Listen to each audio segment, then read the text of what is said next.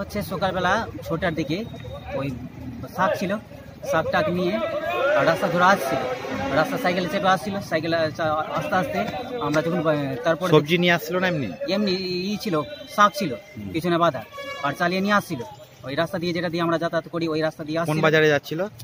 গাজামোড় কাহালা। কাহালা আসছিল? কাহালা আসছিল। বাড়ি কোথায় আপনার? বাড়ি হচ্ছে নতুনপুর দিয়াড়া। তারপরে কাহালায় আসছিল তো ওই একটু জঙ্গল টঙ্গল ছিল রাস্তার সাইডে, ওই সাইকেলে চেপে আসছিল আর ওখান থেকে মনে হয় কেউ লুকিয়েছিল, ওখান থেকে সাইকেলে চেপে আসছিল আর ওখানে এটেক করে দিয়েছে, ওখানে হাসপাতাল এই গোটাই কেটেছে। তারপরে কিছু দূরে জমির গম ছিল, গমে দেখছি পোড়া আছে।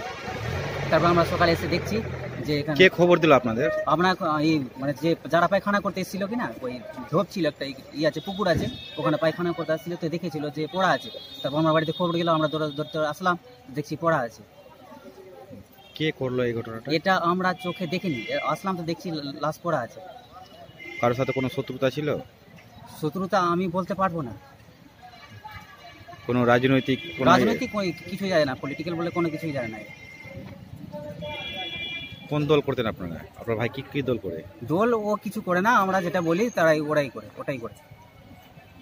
কারো সন্দেহ নেই আপনাদের?